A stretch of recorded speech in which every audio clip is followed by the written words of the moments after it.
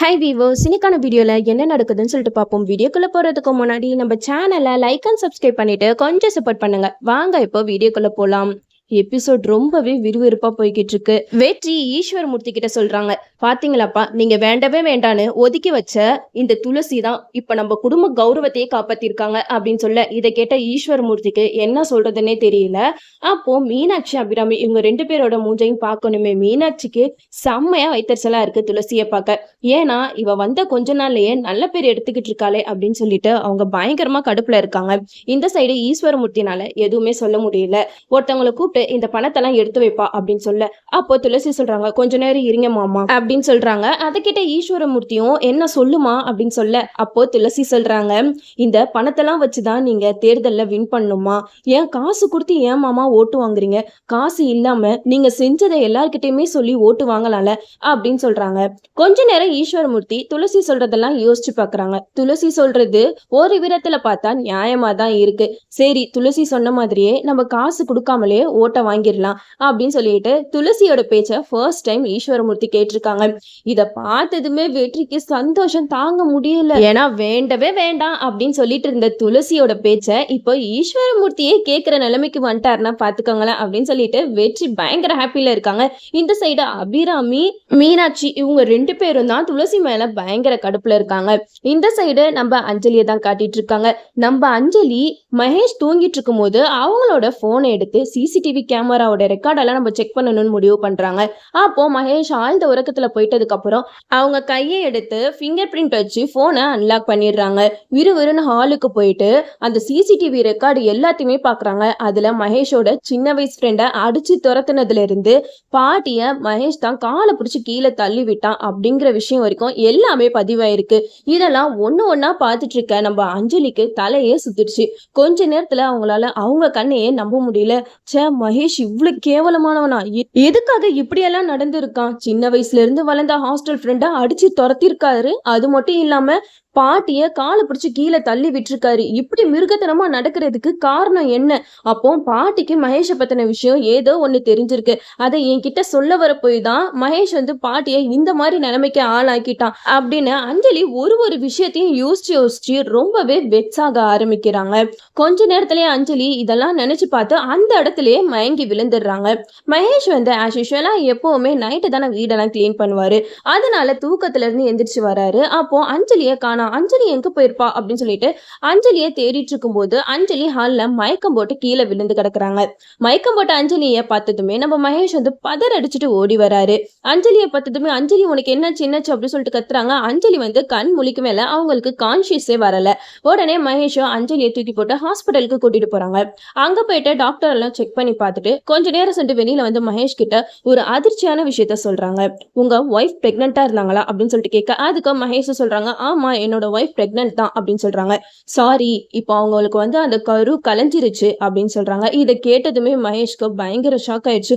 அது எப்படி டாக்டர் கரு கலையும் அப்படின்னு சொல்லிட்டு கேட்க, அதுக்கு டாக்டர் சொல்றாங்க, அவங்க ஏதோ ஒரு அதிர்ச்சியான சம்பவத்தை பார்த்திருக்காங்க. அதனாலதான் அவங்களுக்கு அபார்ஷன் ஆயிருக்கு அப்படின்னு சொல்றாங்க. அப்போ மகேஷ் சொல்றாங்க, அப்படி என்னத்தை தான் அவ பார்த்துருப்பா அப்படின்னு சொல்லிட்டு மகேஷ் அப்படி குழம்பி போயிருக்காங்க. அப்போ டாக்டர் சொல்றாங்க, சீக்கிரம் அவங்களோட ஃபேமிலி மெம்பர்ஸ்க்குலாம் இன்ஃபார்ம் பண்ணுங்க, இந்த மாதிரி நேரத்துல இவங்க கூட யாராவது இருக்கணும் அப்படின்னு சொல்றாங்க. அதுக்கு மகேஷ் சொல்றாங்க, அதெல்லாம் வேணாம் சார், நான் கொஞ்ச நாள் சென்று நான் சொல்லிக்கிறேன், நானே பாத்துக்கிறேன் என்னோட ஒய்ஃப் அப்படின்னு சொல்ல, அதுக்கு டாக்டர் சொல்றாங்க, என்ன சார் இப்படி பேசிக்கிட்டு இருக்கீங்க? இது ரொம்ப சீரியஸான கண்டிஷன், இவங்களுக்கு அபார்ஷன் ஆயிருக்கு, இந்த விஷயத்த அவங்க அம்மா அப்பா கிட்ட சொல்லுங்க அப்படின்னு சொல்ல, அதுக்கு மகேஷ் சொல்றாங்க, அவங்களாம் வயசானவங்க சார், அவங்களாலாம் பார்க்க முடியாது அப்படின்னு சொல்றாங்க. அதுக்கு டாக்டர் ஒரே படியா சொல்லிடுறாரு, இல்ல அவங்க வீட்டுல இருந்து யாராவது வந்தே ஆகணும் அப்படின்னு சொல்றாங்க. உடனே மகேஷ்க்கு ஒண்ணுமே புரியல. கொஞ்ச நேரத்துல அவர் மென்டல் மாதிரி பிஹேவ் பண்ண ஆரம்பிச்சிடுறாரு. அப்படி என்னத்தை தான் அஞ்சலி பார்த்துருப்பா, ஒண்ணுமே புரியலையே அப்படின்னு சொல்லிட்டு அஞ்சலியா ஹாஸ்பிட்டல்ல விட்டுட்டு அவரோட போனை தேடுறாரு. போனை காணோம். அப்போ போனை காணோம், ஒருவேளை வீட்டுல வச்சுட்டு வந்துருப்போமா அப்படின்னு சொல்லிட்டு ஓடி போயிட்டு வீட்டுக்கு போய் போனை தேடுறாரு. அவரோட பெட்டுக்கு பக்கத்துலதான் போனை வச்சு படுத்திருந்தாரு. ஆனா அந்த போனை காணோம். அந்த போன் எங்க போயிருக்கோம் அப்படின்னு சொல்லிட்டு போனை தேடிக்கிட்டே இருக்காரு. அப்போ அஞ்சலி போன் அந்த இடத்துல இருந்திருக்கு. அஞ்சலி போன்ல இருந்து மகேஷோட போனுக்கு கால் பண்றாங்க. அப்போ ரிங் வீட்டுல தான் போய்கிட்டு இருக்கு. ரிங் அடிக்கிறது கேக்குது, ஆனா எங்க இருக்குன்னு தெரியல. அப்படியே போய் பார்க்கும்போது அஞ்சலி எந்த இடத்துல மயங்கி விழுந்திருந்தாங்களோ அந்த இடத்துல ஒரு சோஃபா இருக்கும். அதுக்கு கீழே தான் இந்த போன் ரிங் ஆயிட்டு இருக்கு.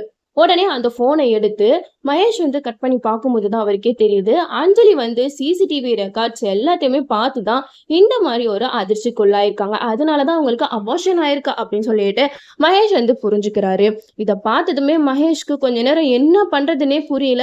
அப்போ அஞ்சலி நம்ம பண்ண விஷயத்தெல்லாம் கண்டுபிடிச்சிட்டாளா? பாட்டியை தள்ளி விட்டது, அப்புறம் என்னோட ஃப்ரெண்டை அடிச்சு துரத்துனது, இது எல்லாத்தையுமே அஞ்சலி சிசிடிவி ரெக்கார்ட்ல பார்த்திருக்கா. அதனாலதான் அவளுக்கு மயக்கம் வந்து கீழே விழுந்திருக்கா. இப்போ அபார்ஷனும் ஆயிடுச்சு. இப்ப நான் என்ன பண்ணுவேன்? அஞ்சலிக்கு என்னை பத்தின விஷயம் எல்லாமே தெரிஞ்சிடுச்சு அப்படின்னு சொல்லிட்டு மகேஷ் வந்து ஒரு பக்கம் அழுதுகிட்டு இருக்காங்க. இன்னொரு பக்கம் அஞ்சலியை நினைச்சு பயங்கரமா புலம்பிக்கிட்டு இருக்காங்க. அஞ்சலிக்கு வேற இப்போ உடம்பு சரியில்லை, ரெண்டு பக்கமும் நான் மாட்டிக்கிட்டு முழிக்கிறேனே அப்படின்னு சொல்லிட்டு மகேஷ் வந்து ரொம்பவே தவிச்சு போயிருக்காங்க. சரி நம்ம ஹாஸ்பிட்டலுக்கு போவோம் அப்படின்னு சொல்லிட்டு ஹாஸ்பிட்டலுக்கு போறாங்க. அங்க போனா அஞ்சலிக்கு இன்னும் கான்சியஸே வரல. அங்க டாக்டர் வந்து மகேஷ் கிட்ட சொல்லிக்கிட்டே இருக்காங்க, இங்க பாருங்க சார், டைம் ரொம்ப ஆகிக்கிட்டே இருக்கு, நீங்க சீக்கிரம் அவங்களோட ஃபேமிலி மெம்பர்ஸ் எல்லாம் வர வைங்க அப்படின்னு சொல்ல, அதுக்கு மகேஷ்க்கு என்ன பண்றதுன்னே தெரியல. ஒரு பக்கம் தன்னை பத்தின உண்மை எல்லாமே தெரிஞ்சிருச்சு அப்படின்னு சொல்லிட்டு மகேஷ் வந்து பைத்தியக்காரத்தனமா உட்கார்ந்துருக்காரு. ஒரு பக்கம் அஞ்சலியோட குழந்தை அபார்ஷன் ஆயிடுச்சு. அஞ்சலிக்கு கொஞ்ச நேரம் சென்று கான்சியஸ் வருது. கான்சியஸ் வந்ததுக்கு அப்புறம் அங்க இருக்கிற நர்ஸ் கிட்ட கேக்குறாங்க, நர்ஸ் நான் எப்படி இங்க வந்தேன் அப்படின்னு சொல்லிட்டு கேட்க, அதுக்கு நர்ஸ் சொல்றாங்க, நீங்க திடீர்னு மயக்கம் போட்டு விழுந்துட்டீங்க, உங்க ஹஸ்பண்ட் தான் வந்து ஹாஸ்பிட்டல்ல சேர்த்தாரு அப்படின்னு சொல்லிட்டு நான் சொல்றாங்க. இதை கேட்ட அஞ்சலிக்கு பயங்கரமா ஷாக் ஆயிடுச்சு. என்ன, மகேஷ் தான் நீ ஹாஸ்பிட்டல்ல வந்து சேர்த்தாரா? இப்ப எங்க இருக்காரு அவரு அப்படின்னு சொல்லிட்டு நர்ஸ் கிட்ட அஞ்சலி கேக்குறாங்க. அவங்களும் சொல்றாங்க, அவரு வெளியில தான் மேடம் உட்காந்துருக்காங்க, நான் வேணா கூப்பிடட்டுமா அப்படின்னு சொல்றாங்க. அதுக்கு அஞ்சலி சொல்றாங்க, வேணா கூப்பிடாதீங்க, என் குழந்தைக்கு எந்த ஒரு ஆபத்தும் இல்லை அப்படின்னு சொல்லிட்டு கேக்குறாங்க. அதுக்கு அந்த நர்ஸ் சொல்றாங்க, சாரி மேடம், உங்களுக்கு அபார்ட் ஆயிடுச்சு அப்படின்னு சொன்னதை கேட்டதுமே அஞ்சலி வந்து பயங்கரமா அழுதுகிட்டு இருக்காங்க. எல்லாம் மகேஷ் உன்னாலதான், மகேஷ் நீ இப்படி பண்ணுவ நான் கொஞ்சம் கூட எதிர்பார்க்கவே இல்லை, எங்க பாட்டி என்ன பாவம் பண்ணாங்க, அவங்கள எதுக்காக நீ இந்த நிலைமைக்கு ஆளாக்கணும் அப்படின்னு சொல்லிட்டு பெட்ல படுத்து அழுதுட்டு இருக்காங்க. அப்போ நர்ஸ் சொல்றாங்க, ஏன் மேடம் அழுகுறீங்க? அழுகாதீங்க, இந்த மாதிரி நேரத்துல தான் நீங்க தைரியமா இருக்கணும் அப்படின்னு சொல்லிட்டு நர்ஸ் வந்து அஞ்சலிக்கு ஆறுதல் சொல்றாங்க. அப்போ நர்ஸ் வந்து வெளியில போறாங்க. அப்போ மகேஷ் வந்து நர்ஸ் கிட்ட கேக்குறாங்க, அஞ்சலி கண் முழிச்சிட்டாளா அப்படின்னு சொல்லிட்டு கேட்க, அதுக்கு நர்ஸ் சொல்றாங்க, அவங்க கண் முழிச்சிட்டாங்க, அவங்கள எந்த டிஸ்டர்பும் பண்ணாம போய் பாருங்க அப்படின்னு சொல்றாங்க. உடனே மகேஷும் அஞ்சலியை போயிட்டு பாக்குறாங்க. அஞ்சலி மகேஷோட மூஞ்ச பாக்குறதுக்கே அவங்களுக்கு பிடிக்கல. அதனால முகத்தை திருப்பிக்கிறாங்க. அப்போ மகேஷ் பக்கத்துல உட்காந்து அஞ்சலி கிட்ட அழுகிற மாதிரி சீன் போடுறாங்க. சாரி அஞ்சலி, நான் வந்து பாட்டி கிட்ட ஒரு விஷயமா தகராறு பண்ணிட்டு இருந்தேன், அப்போ அவங்க ரொம்ப வம்பு பண்ணிட்டு இருந்தாங்களா, என்ன அறியாமையே அவங்கள நான் தள்ளி விட்டுட்டேன், இதெல்லாம் நான் எதுக்காக பண்ணேன், ஏன் பண்ணேன்னு எனக்கே தெரியல அப்படின்னு சொல்லிட்டு ஓவரா சிம்பத்தி கிரியேட் பண்ணி அந்த இடத்துல பேசிக்கிட்டு இருக்காங்க. இதெல்லாம் கேட்ட அஞ்சலி கொஞ்சம் கூட மகேஷ் மேல இறக்கமே பார்க்கல. போதும் மகேஷ், இப்படிதான் நீ பண்ண வேலை எல்லாத்தையுமே நான் பொறுத்து பொறுத்து போயிட்டு இருந்தேன், ஆனா இப்ப என் பாட்டியவே நீ இந்த நிலைமைக்கு ஆளாக்கிட்ட, நான் உன்னைய சும்மா விட மாட்டேன், உன் மூஞ்ச பார்க்கவே எனக்கு பிடிக்கல அப்படின்னு சொல்லிட்டு ஃபர்ஸ்ட் டைம் அஞ்சலி வந்து மகேஷை பயங்கரமா திட்டுறாங்க. இதெல்லாம் கேட்டதுமே மகேஷ்க்கு மனசே சரியில்லை. அஞ்சலி நீயா இப்படி எல்லாம் பேசுற, உன்னோட மகேஷ போய் இப்படி எல்லாம் திட்டுறிய அப்படின்னு சொல்லிட்டு கேட்க, அதுக்கு அஞ்சலி சொல்றாங்க, சி உன் மூஞ்சில முழிக்கவே எனக்கு பிடிக்கல, நீ இப்படிப்பட்ட சைக்கோவா, அன்னைக்கே அந்த வாட்ச்மேன் என்கிட்ட சொன்னாரு, அவன் ஒரு சைக்கோமா, அவன் கிட்ட இருக்காரு போயிடு அப்படின்னு சொல்லிட்டு, ஆனா நான் தான் கேட்கல, சரி உன்னை நான் திருத்திடலான்னு நான் அப்படியே உன் கூடயே இருந்துட்டேன், ஆனா இப்போ என்னோட பாட்டியவே கொல்ற அளவுக்கு போயிட்டல்ல அப்படின்னு சொல்லிட்டு அஞ்சலி வந்து பயங்கரமா அழுகுறாங்க. அந்த இடத்துல மகேஷ்க்கு என்ன பண்றதுன்னே தெரியல. நீ தயவு செஞ்சு இங்க இருந்து வெளியில போ, உன்னைய பார்க்க எனக்கு கோவமா வருது அப்படின்னு சொல்லிட்டு மகேஷை வெளியில துரத்தி விட்டுறாங்க. அப்போ மகேஷ் வந்து ஒரு முடிவு பண்றாங்க, அஞ்சலி சாரி அஞ்சலி, என்னால உங்க ஃபேமிலி மெம்பர்ஸ் யார்கிட்டயும் உன்னை பத்தி சொல்ல முடியாது, ஏன்னா இந்த விஷயம் உன் ஃபேமிலி மெம்பர்ஸ் எல்லாத்துக்குமே தெரிஞ்சிருச்சுன்னா உன்னைய என்கிட்ட இருந்து பிரிச்சிருவாங்க, அதனால நான் வேற வேலை பண்ண போறேன்னு சொல்லிட்டு அந்த இடத்துல மகேஷ் வந்து வில்லத்தனமா யோசிப்பாரு.